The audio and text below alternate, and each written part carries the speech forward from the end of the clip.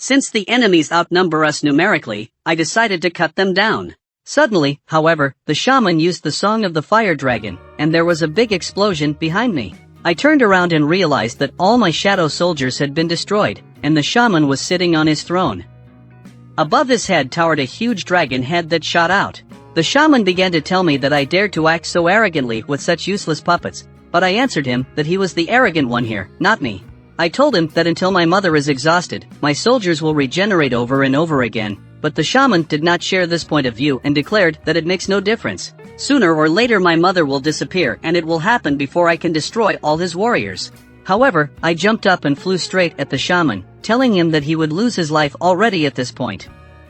But the shaman used his skill, and a barrier appeared in front of him that I couldn't break. The shaman told me that the more time I wasted on him, the faster I lost my soldiers. I knew I had a couple of strong guys on my side, so he didn't have to worry about my mana. And at this point, the shaman told me that he simply needed to destroy the master. Chaos erupted in the room from the explosions of his techniques. I realized that he was stronger than the two bosses I had destroyed when I did the floor quest. And although Methus was subject to a legion of several thousand dead, his defense was extremely weak. But the opponent in front of me has incredible skills, both in defense and attack. And what to say about the horde of high lessons blocking my way? This is different from the class change quest, and I realized that here I can use my inventory, and potions are available to me. So mana can be restored, and to avoid overflowing my stomach with the contents of these bottles, I'll finish off the shaman very quickly. And it will be a fascinating show. It was time for me to show him my true necromancer power.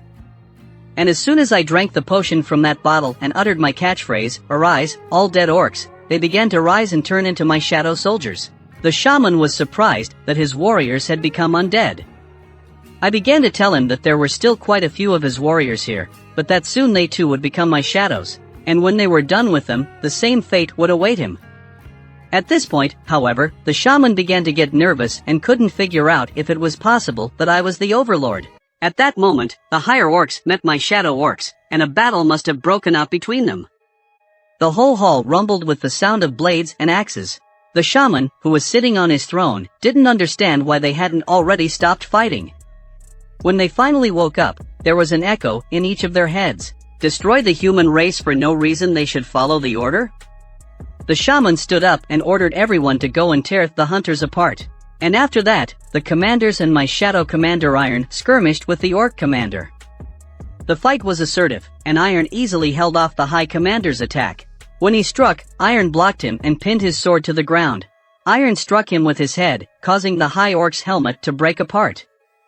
After that, Aaron's hardest blows to him continued. At the same time, Igris was reflecting against the two high commanders. They decided to surround him. Igris blocked one of the blows and sprang uphill.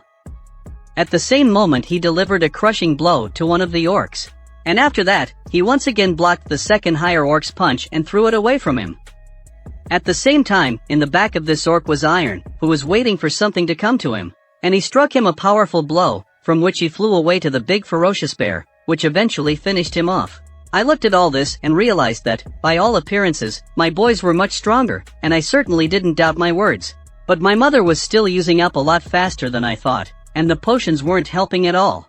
My shadows would disappear with the flow of power, at which point the hunters, who were not far away, decided to act, too. After all, they couldn't just wait to be rescued. They decided to act and help me. But the shaman noticed this and began to put his skills on them, the Song of Might and the Song of Nainty, from which the hunters began to suffer pain, and the shaman, in turn, began to say that the spectators should stay in their seats, because soon the great Karlakan will silence me once and for all. The shaman tried to put his skills on me so that I would also end up in pain myself.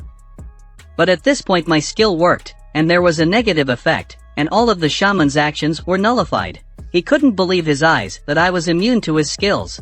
He didn't understand how I was able to bring it all down. All his curses, but I found him saying that he'd probably forgotten what I told him. He was unlucky enough to run into me, at which point I decided to destroy his annoying shield. After all, my mage had twice as powerful a shield, and the Ma went into action. He unleashed a large fireball, which began to fly toward the shaman, and at the same moment collapsed. The shaman didn't understand how I dared to shatter his defenses. The fight continued in full force, and everyone was involved in this room, where chaos reigned. And at the same moment, the huntress began to enter this room. As she watched it all, she didn't understand what was happening, and she couldn't believe what she was seeing. For there were two armies fighting in front of her, one an army of shadows and the other an army of higher orcs. She knew that a hunter specializing in summoning magic could only hold a couple of these creatures. She could not believe who could summon so many souls. The huntress spotted other hunters who were healing their wounds. She ran up to them and began to ask if they were all right and what was going on here. But the hunters didn't understand what was going on. At that moment, the shaman began to shout at me that my pathetic abilities were nothing before his spells. He started to use his skills, but I didn't care, because I didn't feel anything after his attack. The huntress almost noticed that the worst was about to happen, and asked everyone to stand back. The shaman wanted to swat me like a fly, but giant monsters didn't bring back the best memories for me. He was right on top of a sore spot. And that's when I saw that my mom was already running low, and the shaman was getting into action, telling me to keep my nose clean, just because he decided to play with me a little. I looked at the shaman, and he began to conjure up a huge fire dragon orb. In 1 second his ball flew at me, but I was already on the other side, next to his face. At that moment, my dagger was already in my hand, and I wanted to use it. I stabbed him in the eye with full force, and the fact that he got bigger only made it easier for me. After all, the sorcerer could hardly stand up to an assassin without the help of his guards. He began to agonize in pain, but at this point I'd already launched a great many of my stealth attacks. While I was dealing with the shaman, the investigators from the association began to enter the room and saw my shadow soldiers dealing with the higher orcs. There was a huntress standing to the side, who began to tell the investigators that they had been summoned by that man. The explorer asked, referring to that man, "Did you mean Jin Woo, who fought the boss of this dungeon?" I realized at this time that normally my dagger was useless for carrying out a critical attack against the monster giants. However, now I decided not to use my dagger. And my fists are the best means to take down such a big orc. He flew aside and fell to the ground. The investigator and Huntress Cha were watching the whole thing. She realized that not only the head John, but also the monitors knew something about her. The investigator began to say that they sensed incredible power coming from these enemies, and they immediately rushed to their aid. But they seem to be doing fine here without them, so all they have to do is watch Huntress Cha defend the dungeon alone. The investigator pondered, looking at me, that I didn't look like a typical Korang melee hunter and yet I could wield summoning magic. He was interested in how many soldiers I could summon. The huntress was also interested and asked who I was. The investigator knew that I was only a minor inheritor, and he said he could tell very little about me. They proceeded to watch as the dungeon boss was nearly defeated, and I stood before him and told him that once Mok lost his defenders, he could no longer win. But the shaman still stood his ground and began to say that it was impossible, for he could not be crushed. But at that point, my shadow soldiers finished him off, and a notice appeared that the Lord was damaged, and my level went up. And once I managed to defeat Boss Silva and the remaining higher orcs from different worlds, I watched the loot appear and wondered if I should take it for myself. I realized that I couldn't do that, since the dungeon belongs to the Hunters Guild, but as compensation I would just extract a shadow. And at that moment I began to extract the shadow from the shaman, and in an instant he began to turn into my shadow soldier. And everyone watching this couldn't believe their eyes at what was happening, and eventually they saw how I was completely able to extract the money. I already had a shaman in my army, and it was easier for me now, because he had become so quiet, not like before. I had an ordinary rank, and he had an elite rank, the rank of an Iranian knight. I had only observed these 3 ranks before, but today I got something new, which was to be expected from a shadow belonging to a dungeon boss. I had to choose a name for my shadow warrior, and I started to remember what his name was, but I couldn't remember. It didn't matter though, I already had something in mind, and I soon gave him the name Fong, and it suited him just fine. The result of this battle paid off. I got the power of the higher orcs, and I can now hold up to 127 shadows in my arsenal. I would free some and add the rest to my own. But suddenly I heard someone calling my name behind me. And as soon as I turned around, I saw the chief of the association investigators in front of me. I was so engrossed that I didn't even notice their presence. Everyone behind me was wondering what I had just done. But I didn't understand how I had gotten myself into so much trouble. At this point, however, the Association and Hunter Monitoring Department was responsible for the confidentiality of all data related to the hunter's wife. Therefore, today's incident must remain secret from the media, and all details will be disclosed as soon as we leave the dungeon. Until then, the investigator has begun to ask everyone to remain silent about everything that has happened. This is where the events take place. These investigators have asked me to follow them, and they will help me avoid possible problems. Just now, I have shown strength beyond the S rank, right in front of one of the best guilds in South Korea. Their job is to help me leave this place as quietly and inconspicuously as possible. The explorer began to tell the rest of the hunters to contact the Hunters Association if they had any questions. However, suddenly the leader of this raid asked me to wait and started saying that if I really have such enormous power, the outcome of the battle with the higher orcs is not unexpected, and he does not care why I went to the rank-and-file carrier. All that matters to him is that they are alive only because of me. At this point they all bowed and thanked me for saving them all. I went up to one of the girls and began to tell her that since she was already alive, she would take the notebook herself about that request. That was it, and we started to leave. The huntress, whose head was full of questions, stood still and could not learn anything. Suddenly one of the hunters came up to her and started asking her why she needed the pickaxe. At that moment the huntress realized that she looked strange with that pickaxe.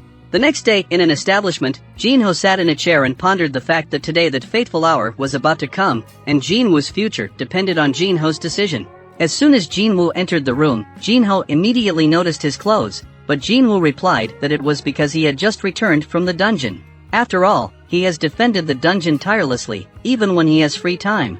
And as Jin Woo sat down, they began to talk about the fact that while negotiating with his father, one guy showed up and revealed the whole truth about the Red Gate incident. It was the fact that Jin Woo had saved the members of the White Tiger Guild. That guy said something that shouldn't have been said, and it turns out that if Jin Woo helps everywhere, then Jin Ho can become the next head of the guild. But Jin Ho bet everything on his mentor's decision, and there's no way he would have dared to tell him.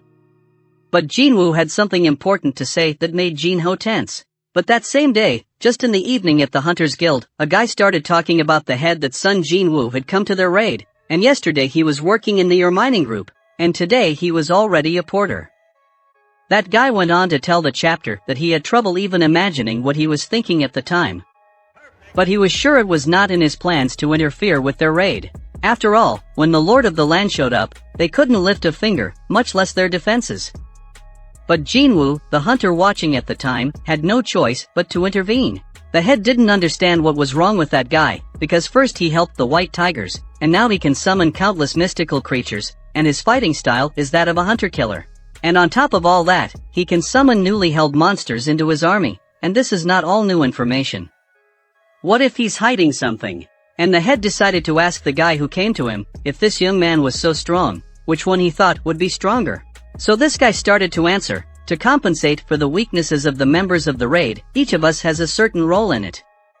And such is also the role of a tank or a support role. The lack of something to put the third one in danger of one of all and all for one is basic, but it's not beyond the realm of reason. So the guy decided to ask the head if he thought he could clean up a high-level rank dungeon by himself. The head wondered, because it didn't matter how strong he would be, being surrounded by a myriad of monsters. He was unlikely to be able to hold down defenses, and such a thing was impossible, and the nickname Universal Soldier sounded ridiculous in this situation. That guy went on to say that he was in no position to tell him how or who to accept into their guild. However, they just have to recruit this man. The next day, a bunch of reporters were standing around waiting for those stars who had been re-evaluated to come up to them. One of the guys was already sitting in his car near the entrance, watching as many people gathered. It was the best thing for him. His driver began to say that this news would be front-page news in all the media tomorrow. The man Min Sun, who has conquered myriad peaks, has been given a power beyond humanity, and this article was perfect for attracting attention. At this time, the reporters noticed that someone else had arrived, and two people, Baek Hong and Jong In, the head of the White Tiger, got out of their cars. But the head of the White Tiger did not realize that something was wrong with the reporters today. They snapped like they were off the chain. And at that very moment, one of the reporters started asking questions. What was the purpose of their visit to the association? Do they want to recruit Min Sun into their ranks? As representatives of all hunters in South Korea, how do they feel about Min Sun's decision to leave show business? What are their suggestions regarding Min Sun's possible rank? The White Tiger head realized that they were here because of Min Sung. He didn't understand why they chose the association to hold the press conference. He wasn't here because of that guy and told the reporters that he wouldn't comment. The head of the hunters in line started to say that he was sure many of them already knew that Min Sung had a contract with the Reaper Guild, but he himself was here on other business. At this time, the reporters were upset because they thought they were in for a big surprise today. It turned out that the head of the White Tiger began talking to another head about whether he had heard the news about the unpleasant incident in the Hunters Guild that happened yesterday. However, that chapter replied that it was nothing compared to how the White Tiger Guild had lost its hunter and rank. Either way, Jin Woo supported each of them, and without him, their team would have been destroyed. The two men followed their moral convictions and wanted to attract this man into their ranks by any means necessary. They suddenly started arguing, and one of them said that his guild had suffered huge losses and he didn't think it was necessary to recruit Jin Woo. The other guy told him, "What are you up to if you're so eager to invite a ranked hunter to join you? Is that why you're willing to declare war or something like that?" The man then told him that he was talking some nonsense and generally when he began to follow moral convictions. At this point their argument was interrupted by another guy who was walking right toward them and started to tell them, "Do you really want to fight for their Min Sun?" That was the head of the Reaper Guild. But the two guys started shouting in their voices that this fool thought something, because that Min Sun, or whatever his name was, they had no interest at all. And the head of the Reapers didn't understand what happened to the two of them. The guy they were gathered here because of was sitting in his car and they were fighting with each other over him. But the driver told him they were ready to start the interview. And at that point he got out of the car and all the reporters started taking pictures of him. But at that point Jin Woo already showed up and he was standing behind the reporters and didn't understand what all the fuss was about. Jin Woo wondered if the media was already on top of things. Although, it seems that they are here for a different reason, and besides, because of all the hype, it is unlikely that he can get into the association now. But he didn't wait long and started waking up among all the reporters who were standing around filming themselves reporting.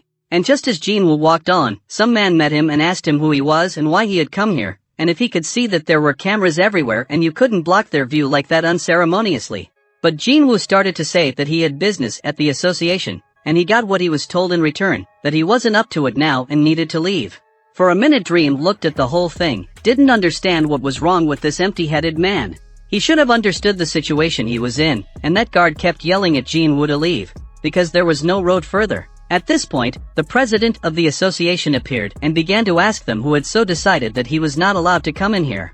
"This man is our guest," he said, "Min Sonu, and he must be aware of who allowed them to have a press conference here." Shortly thereafter, Jin Woo made his way inside with the association president, but Min Sung was annoyed by this, for he did not like the way he had dared to spoil his presentation. He ordered his guard to find out all about that guy, and once the guard left, Min Sung wondered how he could get the crowd's attention back now. He decided to go with the script, enter the building first, and then start the rank evaluation. Min Sun began to talk to the reporters to give him a minute to discuss with the association some details about today's evaluation. But suddenly 3 men blocked his path, and he did not understand what had happened. However, the investigator from the association began to tell him that the association was currently busy re-evaluating another person, and that the approximate time of the end of the session was 11 o'clock in the afternoon. No outsiders would be allowed in until then. Min Sun didn't understand why this was happening, because it was still a full half hour until 11 o'clock, and he realized that it was about the guy who was now personally president. He started to tell the investigator that his evaluation was scheduled for 11 o'clock, and practically all the reporters were already there, and they should let him in because the association president had already been introduced. And why are they refusing him? Min Sun began to quietly tell the investigator that he should be aware of who he was, because his name was Min Sun. But the investigator didn't care and started to say that he could wait until it was his turn. But Min Sun continued to stand his ground and told the investigator that he should be in the know, because the biggest sponsor of the Hunter Association is the Eugene Construction Company, and his father is the vice president of that company, and radio shouldn't support him completely, considering the amounts they donate. Also, the investigators should take a look at all these people. Will they ignore him in the eyes of reporters? And they should realize what consequences are expected for the association. But the investigator replied that it didn't matter. And Min Sun started shouting back, "How dare he? because he wants to say that that hunter is better than he is.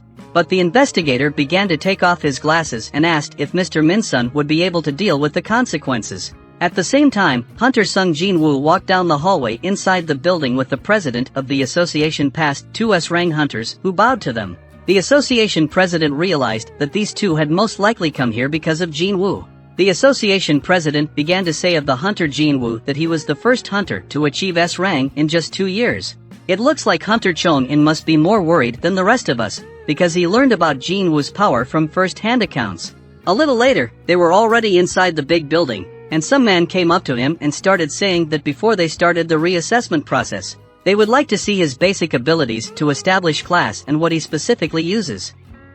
And at this point, Jin Woo began to show how he was summoning one of the shadow soldiers. Soon after, the guy with the glasses was surprised that he could summon a spirit and control souls.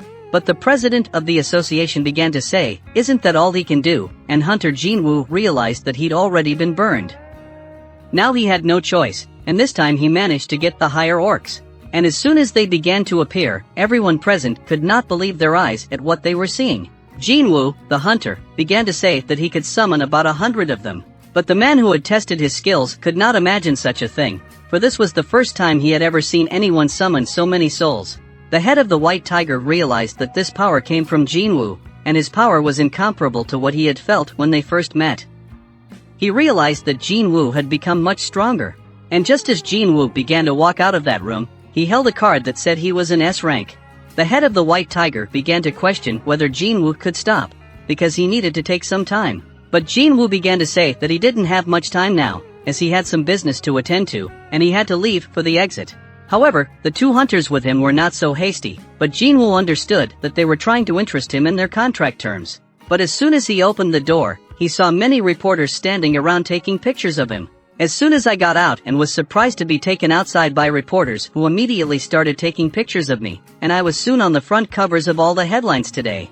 At the same time, my sister and her friend began to be shown that it was her father and he was on TV, but she thought it was some nonsense and what the heck he was up to. But 10 minutes ago, Hunter Min-sun stood in reporter to show his grade, which may not be entirely successful, and he will get a low ranking.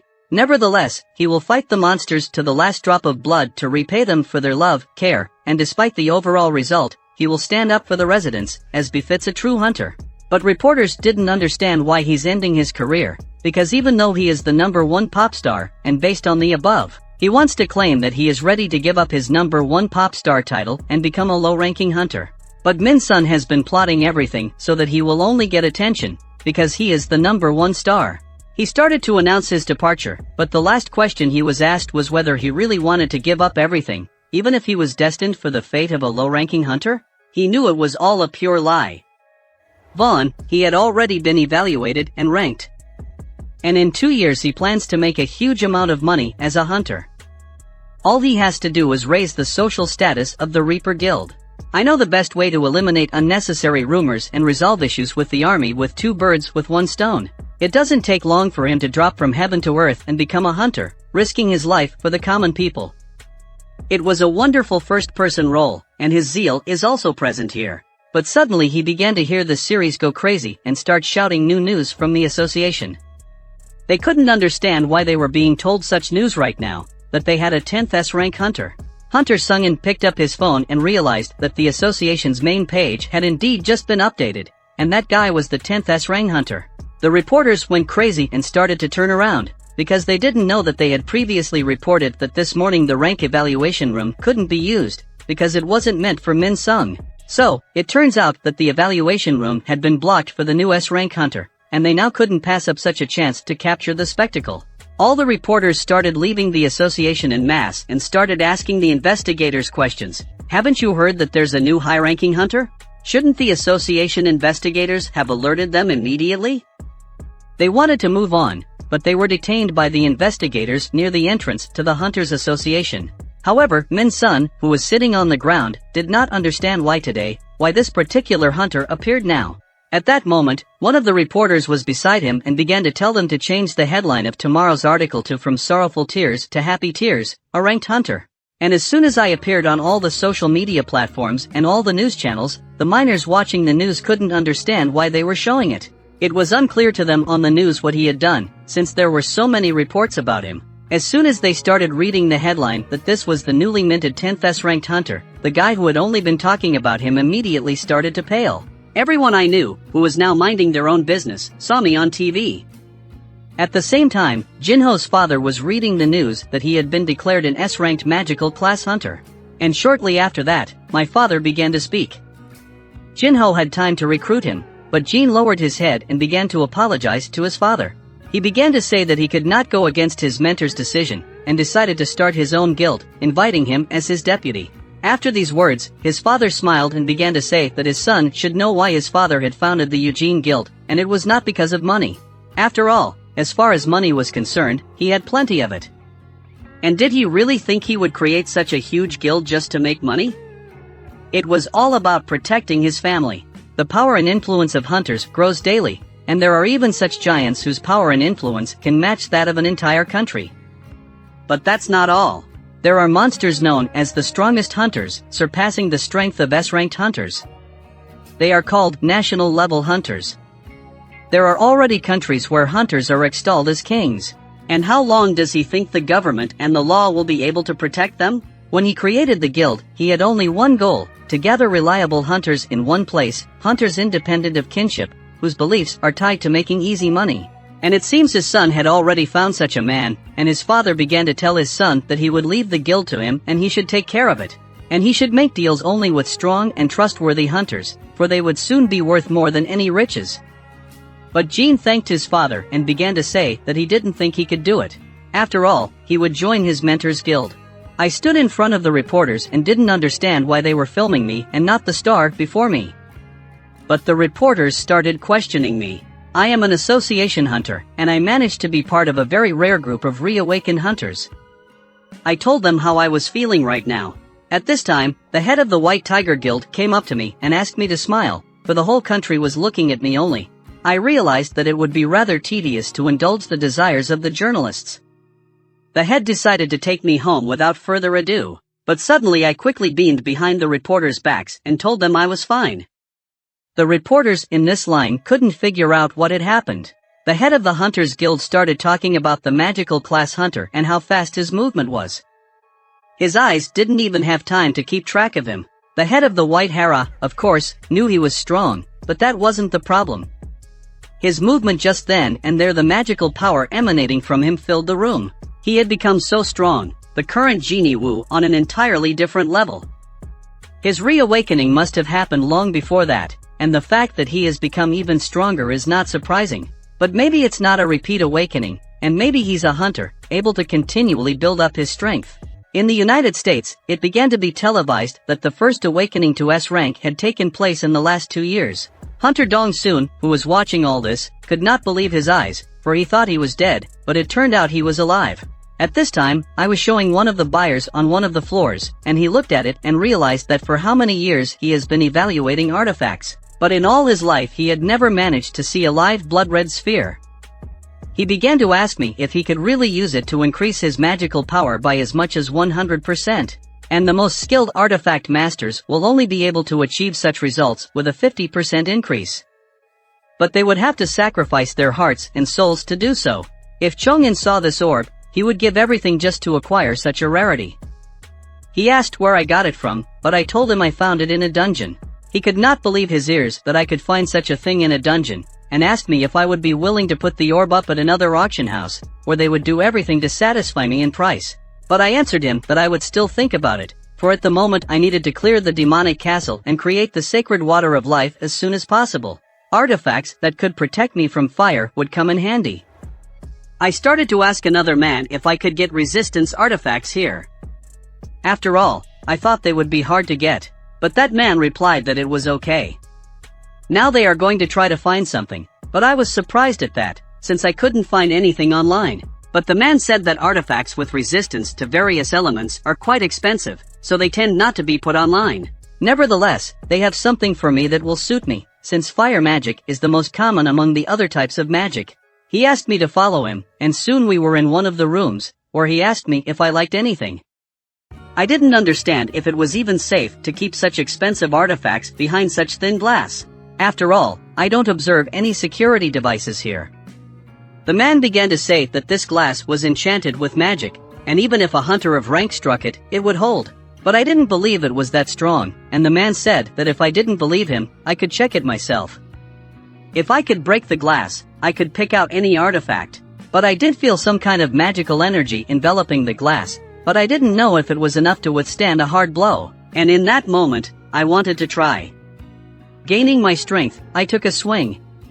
However, the man started to stop me and told me it was a joke. He warned me that if I had really broken the glass, elite hunters would quickly come running. After all, the auction house had a security contract with them. When I calmed down, I asked him if I could see the daggers here. The consultant who approached me began to show me the weapons that were here. At the same time, another man who was looking at the glass saw cracks in it. I didn't understand where they had come from, but it soon became clear to him that I had managed to damage the glass without even touching it. A little later I started looking at the blades and wondered how much they were worth. However, the consultant replied that one of them cost 30 million. I realized that this blade was worse than the Night Killer, and I wondered why the price was so high, since its characteristics were, at best, comparable to the Fong of the Basilisk. I decided to take my blade out and show it to this guy to see what he would say about such a weapon. He started looking at it and said that you could see some great craftsmanship here. He also pointed out that I had bought it in a store. After hearing that the price for it would be around 100 million won, I couldn't believe that a blade bought in a store for 2.8 million gold would be worth that much. But I remembered that Kim San's sword, which adds 10 points to a gurney, was worth almost 3 million won, and Jinho's armor was valued at hundreds of millions of won. If I had put the sword and armor up for auction, I wouldn't have had to sell the Sphere of Greed. At this time, in the White Tiger Hunters Guild, the head was sitting and pondering whether it was even possible that a hunter who could build up his power without limits could accurately determine the abilities of others. But son Jin Woo had been much weaker during the Red Gate incident, and now he was much stronger. If he has that kind of power, he should have no trouble creating his own guild rather than joining another. The head wondered what was in store for South Korea's strongest guild if this man continued as he did. He would become the most powerful wherever he was. The next day, the subordinates of the White Tiger chapter watched the news and learned of Hunter Jin Woo's reawakening. He was able to jump from the C rank to the S rank, while still possessing magical abilities. One of the guys started screaming, saying that his head was going to recruit him. However, that hasn't happened yet, and if he can talk to him again, he can definitely recruit him into his guild.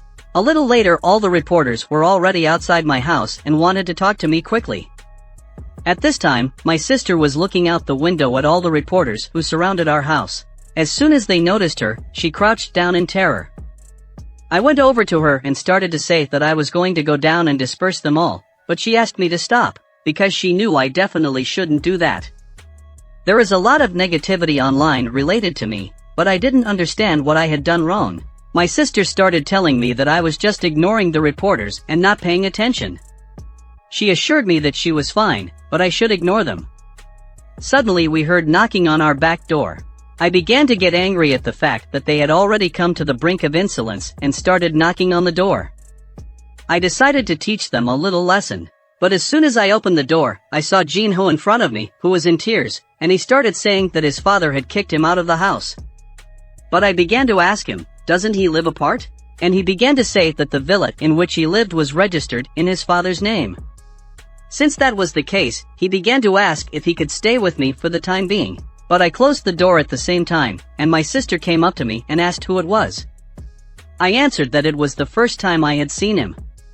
Soon after, Jin Ho started knocking on my door to let him in. But at the same time, Jin Ho's father was approached by his wife and started asking him if he thought he had gone a little overboard. But his father replied that he deserved it, because if he wanted independence, then let him achieve it himself by inheriting his mentor.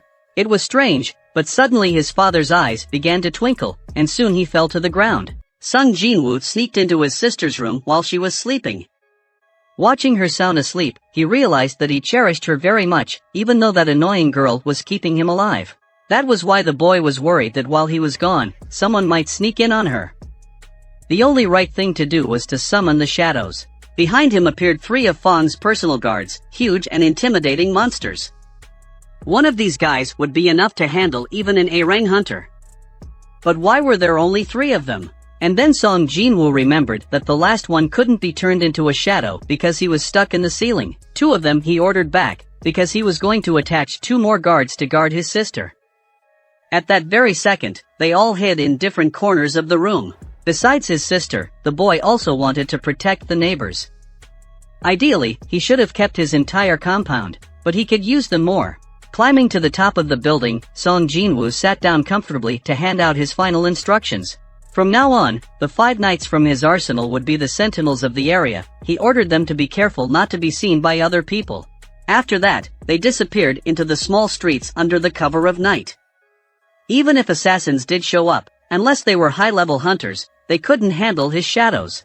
Of course, it won't make the city 100% safe, but it will still help the world to be a calmer place. The next morning, as before, Jin Ho picked up his mentor by car.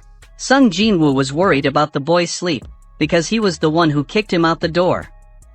But in fact, Jin Ho was delighted with the services of motels these days, so he had no trouble staying there until he found an office for the guild. Jin Woo was completely disconnected from the conversation and thought about the fact that he was initially skeptical of him, but the fact that he gave up his position as head of the guild and gave up everything made Jin Woo feel. Lest the driver feel this tension, Jin Woo leave the car right now. The door wasn't locked, so he just pulled the handle, said goodbye, and got out. Before Jin Ho looked back, he was gone. So Jin Woo entered the demon palace again, but now the difficulty would increase dramatically, so this time he came prepared. Before he returned, the Shadow Lord had acquired new items that would protect him from fire. In his bag was now a wind cloak and a nameless ring filled with the power of water. Today his outfit was flawless and his attitude was combative. This time, the system again offered to collect the souls of demons and take the soul of the demon lord on the top floor. For this they offered a rune stone of the highest quality, a performance bonus, and a hidden reward. The reward was much better this time, because the rune stone gives you a new special skill, and you can also get 3 professional skills in such a short time. The system now unlocked floors 1 through 76 and asked where Jin Woo was going. Without the slightest doubt in his voice, he said the last number. Like a wind, some magical wave picked up Jin Woo and began to carry him upward. While he was in flight, this incredible world of monsters opened up before him, filling everything he had not destroyed. The first thing he noticed when he finally arrived on the 76th floor was a ball of greed. The demon lord was looming over him and demolishing everything in his path with crushing force.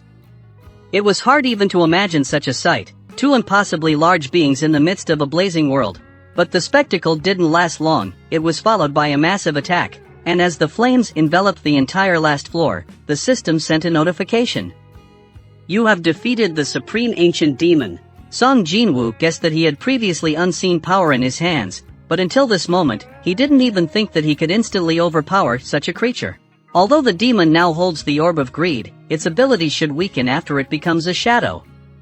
This object changes size depending on the strength of whoever uses it. The guy wasn't going to control it himself, so he decided to leave it to Fong. A second earlier, Yumenhan had woken up in the urgent care center. He immediately jumped up on his bed and asked how long he had been asleep. The doctor answered with absolute calm, 2 days. He couldn't believe what was happening, because this had never happened before. He thought he was probably just tired, but he still wondered if the tests had revealed anything.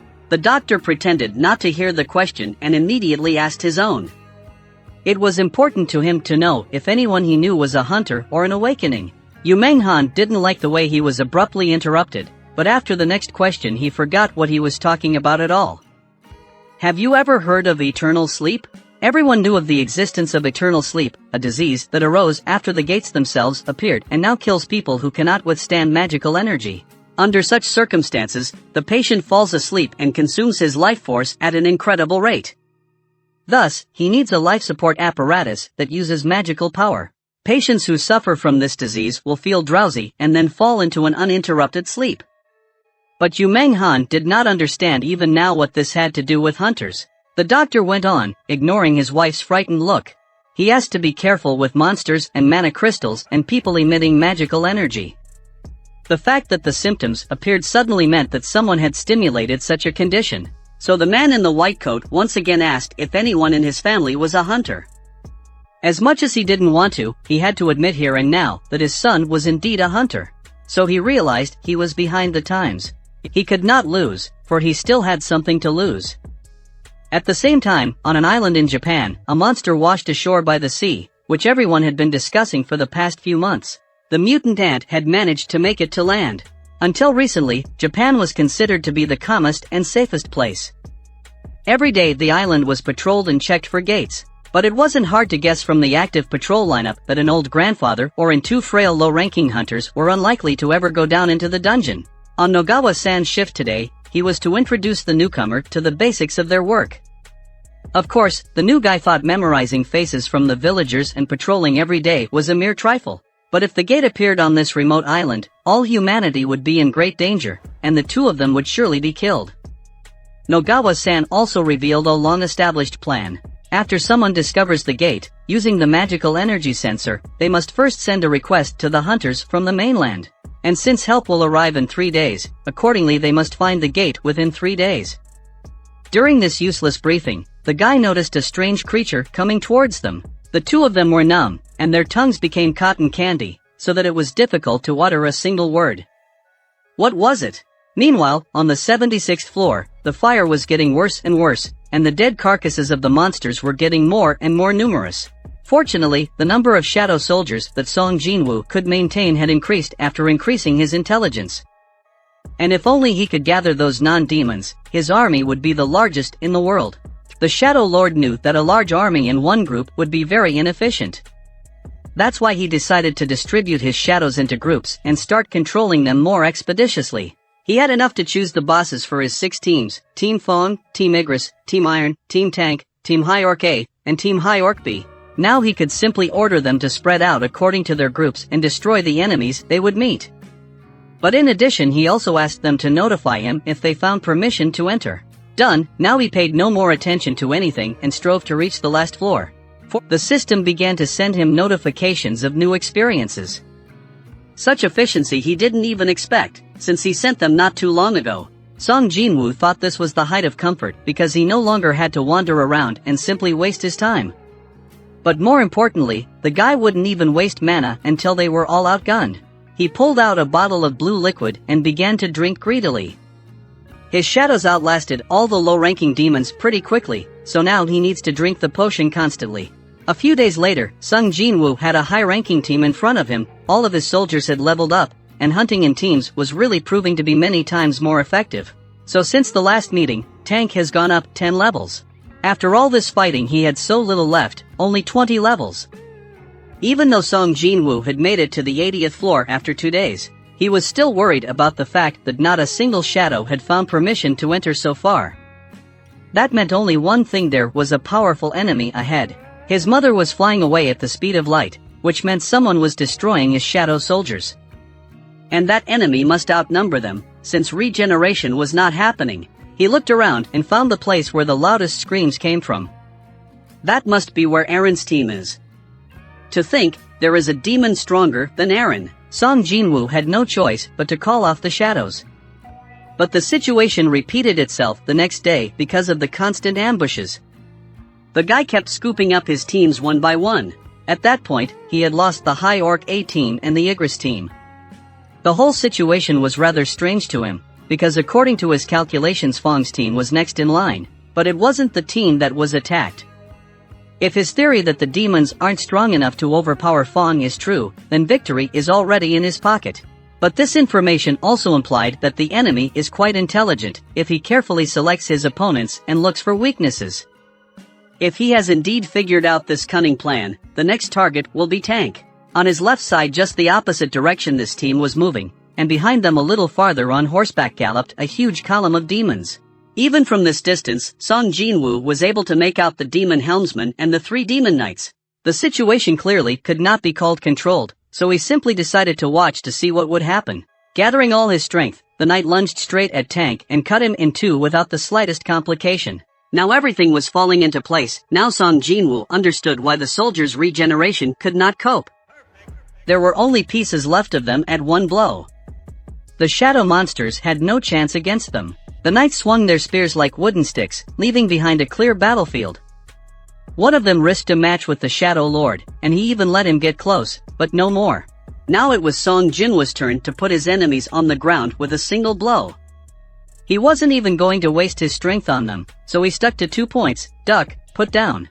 Notifications of victory over the Demon Knights began to come out of the system one by one. And it could safely be called one of the best fights ever, if the guy wasn't outclassing them just by speed. The other Demon Knight had already been seeing him off for several minutes and was scrutinizing his tactics, but he could hardly draw any conclusions based on his opponent's speed. The system sent a notification mentioning his title and third. Although he instantly decapitated 2, the last one was not so easy to defeat. He really wondered if monsters could smell fear. He had often asked himself that question, but now he knew exactly the answer. Finally, something interesting began to happen. Finally, Song Jin Woo got an opponent of his level. The whole action resembled some kind of exam, where the students were demonstrating their sword control and quick movement skills. Song Jin Woo was already used to high-ranked armor, now he knew that he just had to find the weak areas. It seemed that today it was definitely the forehead, the heart, and the neck. And while he was aiming at these places, he had time in his head to classify the levels of the demons in the tower. He didn't even have to try very hard, because unlike the armor, the knight's weapons were clearly not pleasing.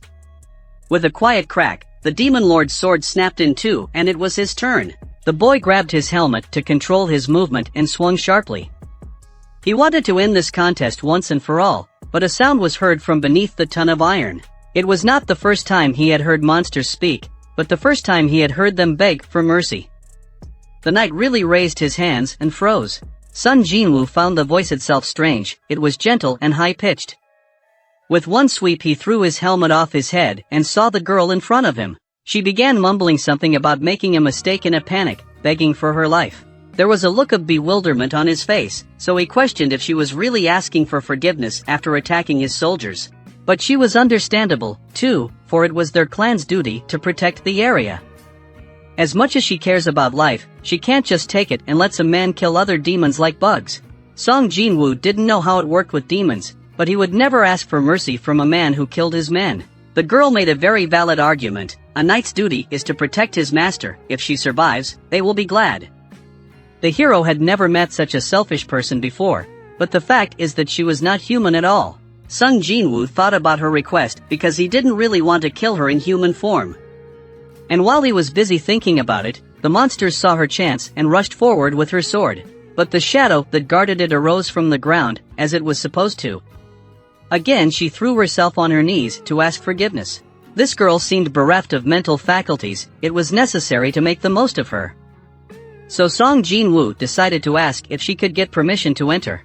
The demon lady told him that the entry permit was guarded by her clan, and if Song Jin Woo could get her home safely, she would give it to her. Song Jin Woo didn't expect the demons to protect the entry permit, it had fallen out randomly before. But the question was whether or not he could trust her. He leaned toward her and asked quietly, "Can I trust you?" It was as if it embarrassed her white and fluffy. With an angelic look and excitement in her voice, the demon began to prove that she always told the truth. There was no choice, so he set her conditions. If she would give him permission to pass, he would leave the place peacefully. The hunter already knew she was no match for him, so there shouldn't be a problem. And on the remote island of Japan, the demon ant quietly made his way to the center of the city. People who had never dealt with such creatures could not even decide in panic where to run. This creature was as ruthless as it was supposed to be.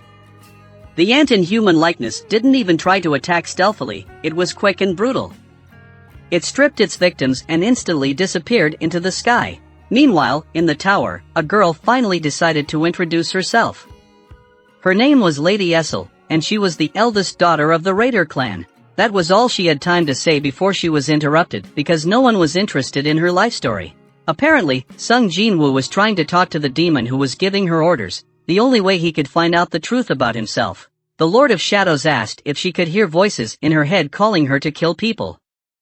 She was a little surprised, but still answered that they had other voices. In short, they were orders to protect the area they were in. So Song Jin Woo learned that the goals of all the monsters are different. The king of the monsters is to kill people, and the goal with the dungeon is to protect the dungeon.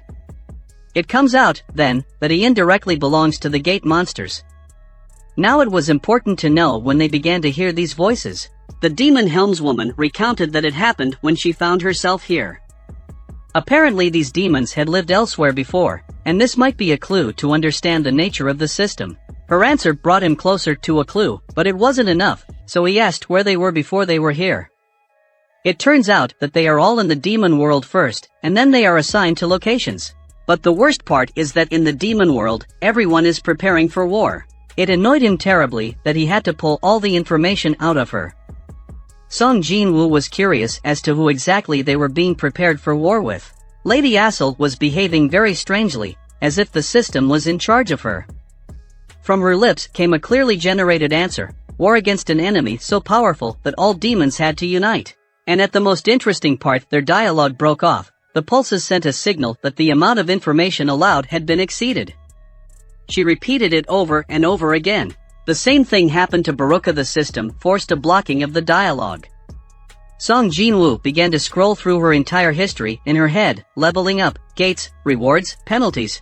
Since everything is like a video game, it makes sense that the monsters would have some sort of backstory. Who would be your powerful opponent? The guy asked. At this point it was as if the system began to consume her and Lady Essel was turned off.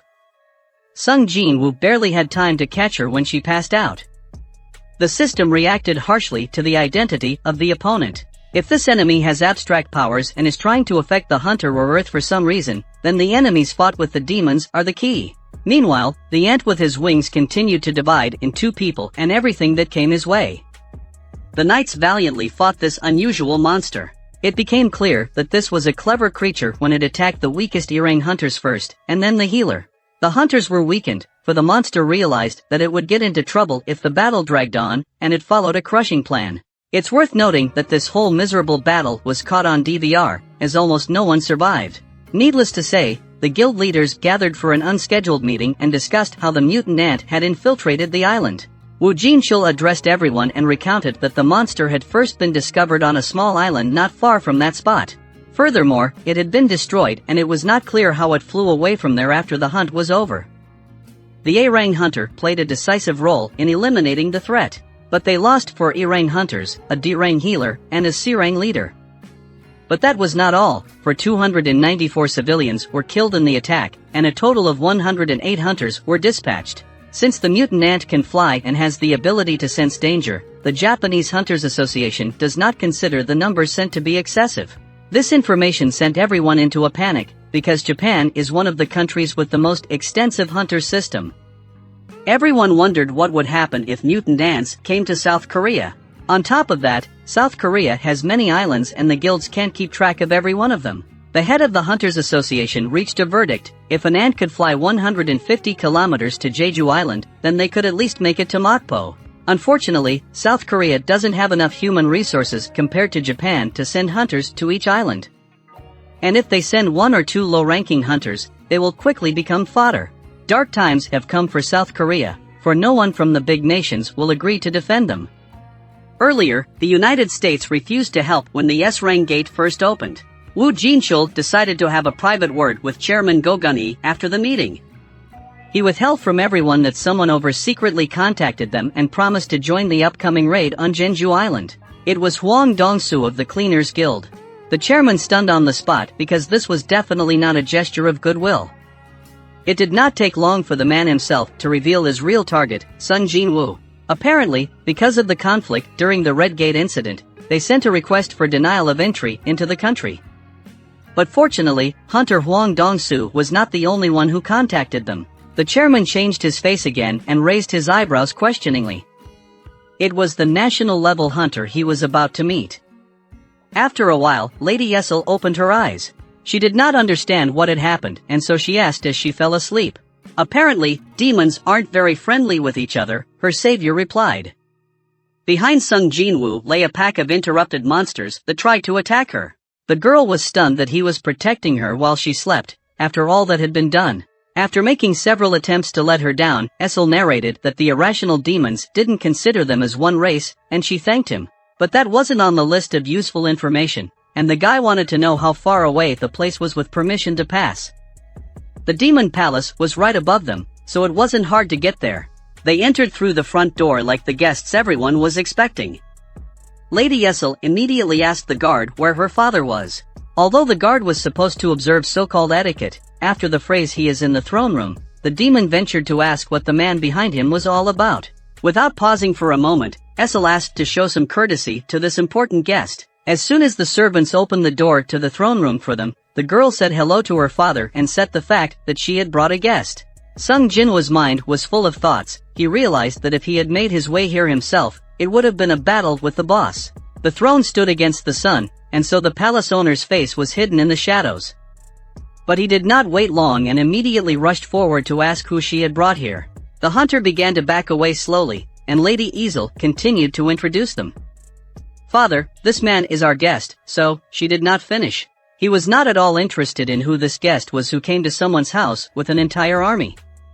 The boss knew Essel couldn't see it with his own eyes, but countless soldiers lurked in the shadows of this man. The guy didn't expect to have such good insight, just as he didn't expect all the guards to point their blades at him. The truth was on his side, and he explained that he had promised to leave the place peacefully if they would give him permission to enter. Apparently, all the demons around realized that this man who was killing demons at a terrifying rate, and their clan was one of the weakest among the 20 demon clans. It was also rumored that he had defeated Vulcan and Metis, which meant they didn't stand a chance. Father Essel questioned whether permission to pass was the only request. But soon Jin Woo was not going to stand on ceremony and asked to take his daughter away for a while. Essel knew where the other permits were and could have led him to each of them. This could not please the master. Their tense conversation moved from the throne room to the cozy table where they were served dinner. Nervously cutting off a piece of steak, the boss wanted to clarify whether they had settled on a permit to pass and a guide. Sung Jin Woo set aside the cutlery and began pondering how to properly present that it was Essel he wanted. This awkward silence clearly described the mood of everyone present. The deal with the man hurt the monster's pride. But if he had known that this monstrous man was the leader of those shadow soldiers, he would not have fought him from the start. Overcoming his anger, he squeezed out one last question. "You wouldn't put my daughter in danger, would you?" It was quite strange to hear such words from the monster, but Sun Jinwoo dryly replied that he kept his promise. At this moment, on the golden spread, a footman brought up some kind of scroll and offered it to the guy. It was indeed a pass to the upper floor, and it was in his hands. Without touching the food, Sung Jinwoo let down and offered to let Essel leave with him right away. Immediately after her agreement, the system sent a request for an invitation to the Demon Nobleman group. This was something new. The group system implied that its members had access to a magical movement circle and could share experience depending on their contributions. But if the amount of experience depended on the contribution, the Shadow Lord was not going to share it with a team member. So without moving away from the starting line, he warned that he would handle himself during the battle. And it was to her advantage, too. A huge pillar of fire lifted them to the 81st level. It was only now that Sun Jinwoo thought to ask if the girl was okay with going without a horse. But she had no choice, as she said only members of the group could access the movement circle. But in return, she asked to stop for a moment to check if all the contents of her briefcase were intact. Her father had prepared an inn that each of the chiefs would accept, and she was going to show Sun Jinwoo the bottle of liquor that the head of the Garshur clan loves. Really, he didn't understand why she was dragging it all. "If we take them with us, the negotiations will go more smoothly," Essel mumbled. He turned around slowly and threw a look at her that made it clear he wasn't counting on any negotiations. The hunter reminded her that their clan was unfriendly to other clans. And while clans have always clashed over rankings in the demon world, the Garshur clan is not one they are feuding with. Sun Jinwoo wasn't going to take her with him, so he ordered her to just wait there and hide. It shouldn't have taken long. It was only a few minutes before fire erupted along with screams from the castle of the Garshur clan. On the other side of the system, a national-level hunter was being interviewed by the Hunters Association. He felt his power over the association, for they needed him more than anyone. The only thing that interested him out of the chairman's entire speech was the fact that the whereabouts of Korea's 10th S-rank hunter was currently unknown. Gwa Gunhee tried to explain that he was very elusive, so their surveillance department was having trouble locating him. Still, the guy dressed as a beachgoer wanted to mock and asked how he could believe them. Certainly the Hunters Association in South Korea was not stupid enough to lie right to the face of a national-level hunter. When the torture was over, the hunter reported that their Hwang Dong-soo had made a little noise in Korea, but because of his title, they were unable to push him. The chairman's eyes lit up angrily. In fact, This guy completely appropriated his Hwang Dong-soo's status as a United States hunter. Well, Sung Jin Woo was only this stranger's first request. He also came to them to ask them to reject Hwang Dong-soo's entry, which they had done even before he arrived. Thus their conversation ended earlier than it should have.